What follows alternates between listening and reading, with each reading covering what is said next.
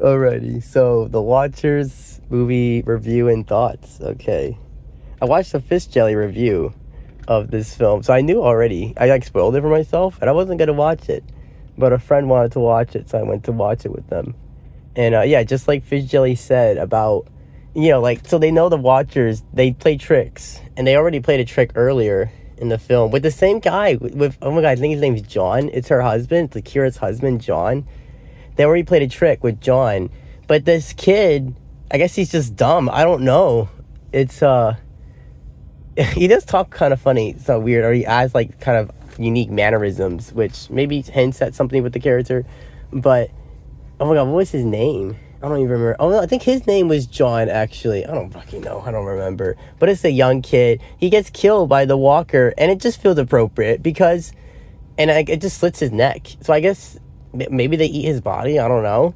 But, like, how do you call, it was just so dumb. Like, you got tricked already, and then you go back. Like, you should have known it was a trick. Oh, it's so dumb.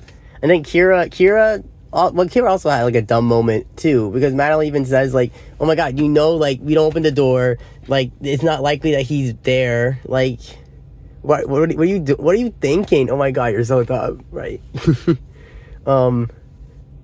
This film, it's, what's it called? Dakota Fanning, that's who it was. I didn't recognize her at first. I thought she looks familiar. I've definitely seen the face, but I can't pinpoint the name. And then in the credits it said Dakota Fanning. I'm like, oh yeah, I like that she has a twin sister. So we see her talking to Lucy, right? And we find out, oh, that's her twin sister. And then I guess she lives back home in the United States, but she lives in Ireland. I guess she lives in Ireland because she's just trying to run away from feeling bad, run away from her problem. So she literally, like, went across the Atlantic Ocean, right, across the pond, and immigrated to a new country. She works at a pet store there, and she vapes. And her boss, they're like the zoo in Belfast. So the zoo in the UK, right? She's got to cross the border. They want the parrot that he's got there. And she actually ends up keeping the parrot. She names the parrot Darwin, and she ends up keeping the parrot. And I like that the parrot lives. The parrot doesn't die. I like that she lets the parrot out of the cage to fly. And we actually see, how do you call?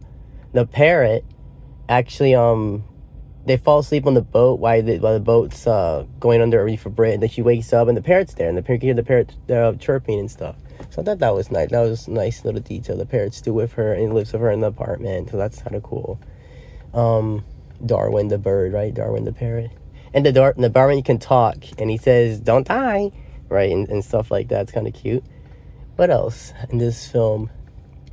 I like that she has a one-night stand, and I guess this is something that she even says to the parrot, this is something that I do sometimes. I guess this is, like, part of her trying to numb the pain of being responsible for her mom's death. Because it's been 15 years and she's still, like, really upset about it. Because, it's, like, her fault. She's the reason mom got in a car accident. And she says to the parrot, don't judge me, right? Because if we see, it's just her in the apartment. She's single. She's alone. It doesn't look like she has any friends. Like, it's just her alone. So I guess the parrot is her, how do you call? It's her companion, right? Some little friend there. I got a parrot in the apartment, so I'm not as completely by myself.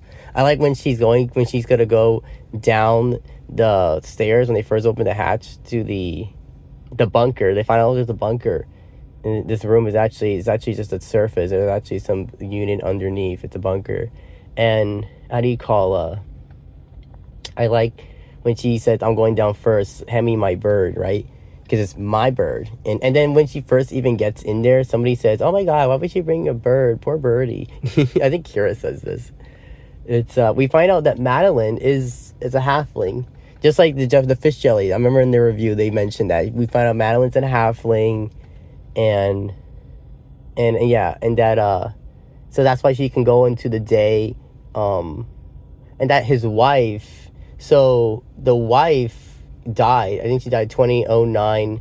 Actually, they're kind of the same time, around the same time that he goes into the around the same time that he's in the bunker. Yeah, so his wife dies of lung cancer, and so Madeline, because it's Madeline is taking the form of the professor's wife, Rory. That was his name, Rory's wife.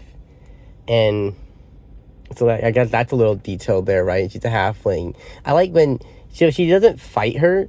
Like, all Dakota Fanny's character does, all Nina does, is she talks to the halfling, right? And that her talking to her, saying, "Hey, I relate to you, feeling left out and abandoned, or like feeling like you're a monster, you're not good enough, blah blah." Like, he just talks to her, and that like backs her off. She backs off with her by her talking to her because reasons. I don't know. I thought that was kind of funny.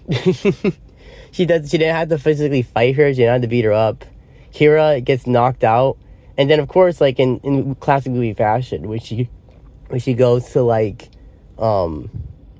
she goes to wake up Kira. She wakes up almost instantly, right? I was thinking maybe Kira wakes up and she hits Madeline in the back of the head, and maybe we get like some violent, like she actually kills the.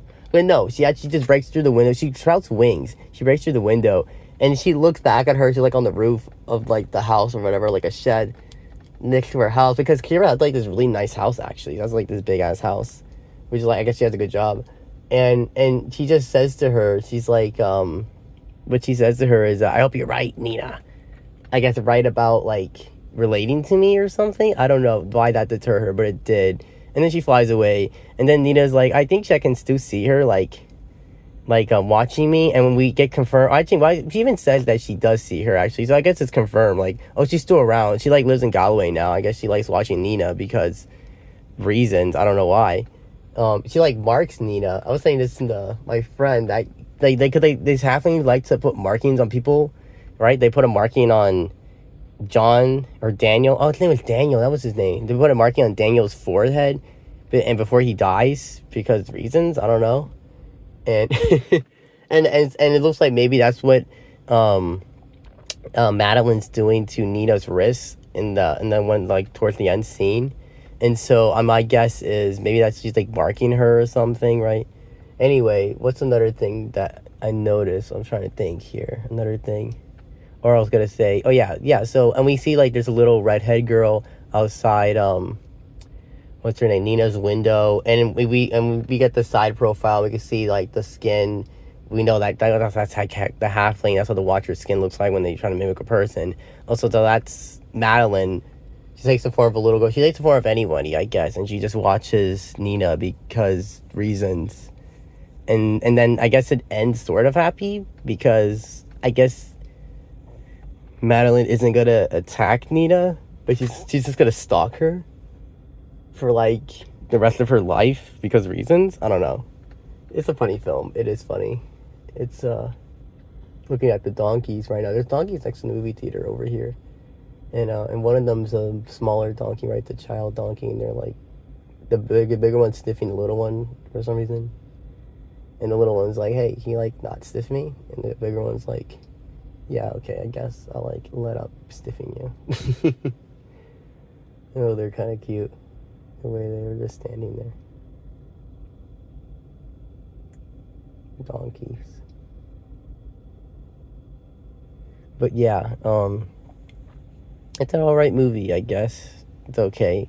I wasn't expecting to really like it. I think it's okay. Yeah, that's just it. I went into this movie, I'm not particularly disappointed because I didn't go in expecting, I was like, wow, The Watcher is a good movie. I guess it gave me exactly what I expected it to give me. Which is like, just, oh, okay, it's, I guess it's horror, I guess.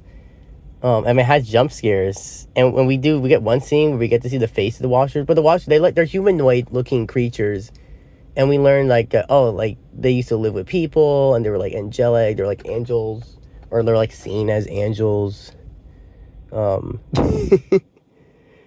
so, the Watchers, yeah, it's okay. I guess I give it 3 stars. I mean, for what it is, I guess it's exactly what I expected it to be, right? So I guess it's delivering expectations, you can say. Yeah, thank you for watching, or listening, rather.